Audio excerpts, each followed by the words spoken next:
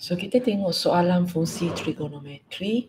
Okay, soalan pertama cikgu bagi diberi sin 60, cos 60 macam ni, tangent 60 macam ni. Sebenarnya kalau kamu tengok, ini sepatutnya ialah sudut khas yang awak hafal. Okay, lepas tu dia tanyalah sin 60. So untuk dapat sin 60 ni sebenarnya boleh pakai apa yang awak hafal, terus tulis jawapan dia se3/2, ataupun kamu boleh gunakan apa yang dia bagi tu, awak lukis segitiga. Okay, awak lukis segitiga. So kalau awak lukis segitiga, awak boleh buat jugalah cos 60 1/2, maka ini ialah se3. Sebenarnya kalau kamu tengok ini maklumat sebenarnya repeat maklumat sebab kalau dia bagi tangent 60, kita pun inilah. So bila tanya sin 60, sama ada awak terus hafal bagi jawapan pun boleh, ataupun awak gunakan segitiga ini. So sin 60 pertentangan bagi hypotenuse. So dapat se3/2. Okay, lepas tu bila cikgu tanya cotangent, kita tahu ialah 1/tangent. So ambil jawapan ini, terbalik tulis ataupun awak buatlah 1/, dia. Okay, kalau nak tulis langkah, ini langkah dia, ini jawapan dia. Tapi boleh kamu terus tulis jawapan sahaja.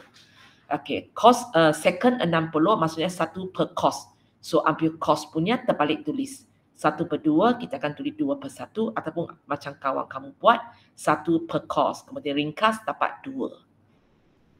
Lepas itu cos second 60 1/sin.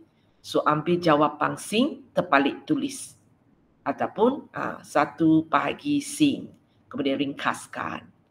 Boleh itu soalan 1A. Lepas tu kita pergi kepada soalan 1B. Okey, soalan 1B ni memang dia nak kata susah, dia lain sikit daripada soalan yang kita biasa. Dia bagi sin, tangent. Kalau soalan ini cikgu nak lukis segitiga pun bermasalah sebab dia bagi nombor perpuluhan. Tapi lepas tu cikgu tanya, dia masih tanya cos, cotangent. So apa yang kita akan buat ialah kita gunakan hubungan tangent theta sama dengan sin theta per cos theta. So memandangkan dia bagi kita nilai sin dan nilai tangent. So kalau saya masuk ke dalam formula, saya boleh dapat cos punya jawapan. So saya boleh dapat cos punya jawapan. Lepas tu bila dia tanya apakah cos, cikgu sudah jawab. Lepas tu dia akan tanya apakah cotangent. So kita ambil jawapan tangent, kita terbalikkan. So jawapan tangent ini. So kita buat 1/, lah 1/, kemudian kira. Begitu juga untuk second dan cosecond. Second 1/cos. Cosecond 1/sin. Lepas tu kira, kita bagi dapat jawapan. Soalan ini minta kita jawapan dalam 3 angka perti. So pastikan awak bagi jawapan 3 angka perti saja. Jangan lebih. Jangan lebih. Sebab ada arahan khas dalam soalan. Itu soalan 1. Sekarang kita pergi kepada soalan 2. Okay, cikgu tanya, cikgu bagi sin 43, cos 43, tangent 43. Tapi yang cikgu tanya ini ialah 47. Kalau kamu tengok 43 dan 47, jumlah dia ialah 90. So di sini ada sifat sudut pelengkap. Okay. So untuk sudut pelengkap memang ada hubungan antara mereka. Tapi kalau siapa tak tahu apakah hubungan antara mereka, maka apa yang awak boleh buat ialah awak lukis satu segitiga ini, awak pergi buat sin A apa, cos A apa, tangent A apa, cosecant A apa, secant A apa, cotangent A apa, seperti apa yang cikgu tulis dengan tulisan merah ini. Okey, lepas tu awak baru tengok B, dan kita buat juga sin B. Okey, contohnya untuk soalan ini cikgu tanya sin B ialah A per C. So awak cari di sini, mana ada A per C? Okey, jumpa di sini. So ini ialah sin B. Begitu juga kalau awak buat cos.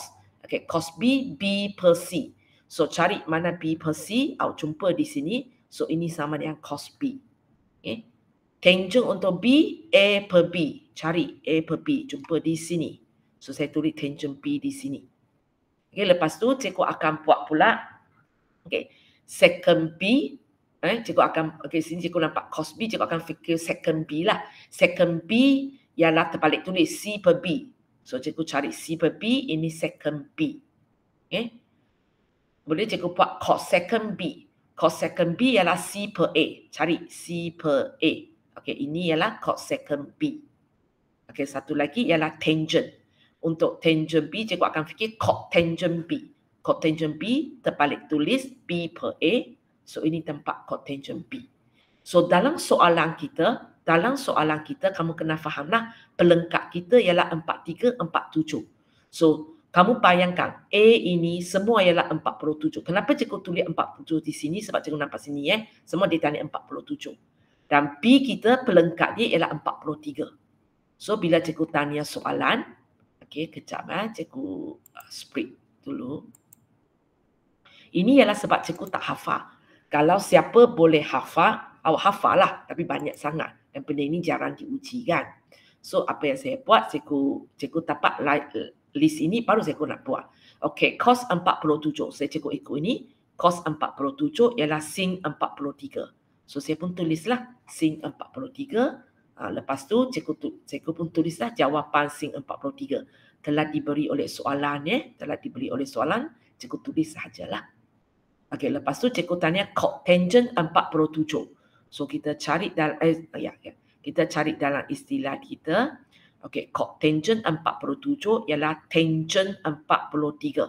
So cikgu terus tulis tangent 43, kemudian cikgu masukkan jawapan tangent 43 diberi oleh soalan. Boleh? Lepas tu kita pergi kepada soalan C. Okey, di sini kawan kamu buat silap sikit. So kalau second 47, kalau kamu tengok ini second 47 dia sama dengan cos second 43.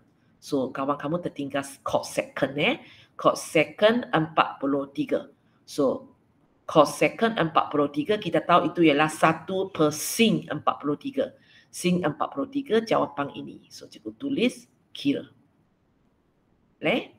Lepas tu D cos second 47. So cikgu cari di sini cos second 47 ialah second 43.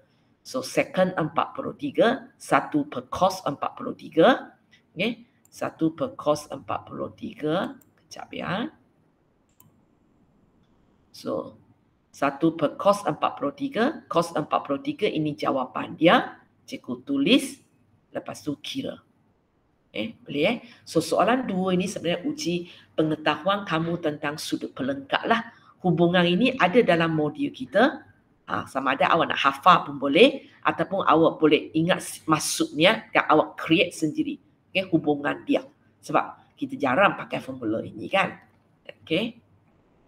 Lepas tu kita pergi kepada soalan 3, selesaikan persamaan. So kalau kamu tengok soalan pertama ini, okay, di dalam ini dia tak memenuhi lah. Mana kita nak fungsi trigo, ungkapan sama dengan nilai. Dia tak memenuhi syarat lagi.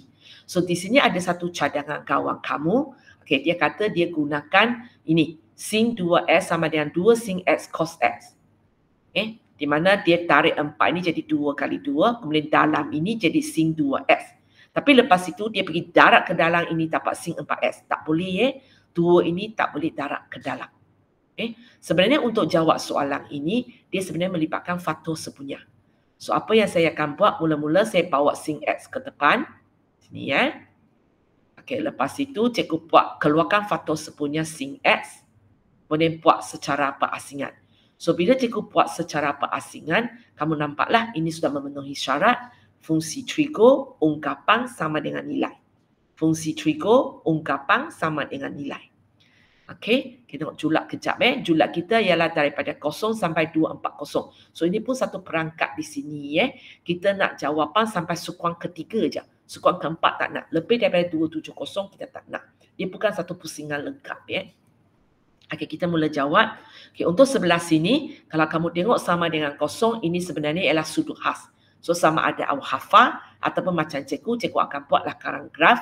Untuk sama dengan 0, inilah 3 tempat dia. So jawapan sepatutnya 0, 180, 360. Tapi cikgu akan abaikan jawapan ini sebab jawapan ini telah terkeluar daripada julak kita. Julak nak sampai 270 saja. So itu sebabnya cikgu ambil 2 jawapan sahaja. Okey, lepas tu sebelah sini, cikgu buat sudah jadi macam ini Okey, lepas tu cikgu fikirkanlah untuk cos positif dia sukuan 1 dan 3. Kemudian bila cikgu perlu cari sudut tirus dia lah. Cikgu pun tekan shift cos 1/4. dapat nilai 75.52, sudut tirus yang sepadan. Kemudian untuk gambar raja pertama, so inilah sudut dia, 75.52. Tapi kalau kamu tengok gambar raja kedua, cikgu akan abaikan. Kenapa saya abaikan? Sebab dia berada dalam sukuan keempat, telah keluar daripada julak kita. So soalan 3 ada 3 jawapan di sini. Okey, so itu saja untuk hari ini.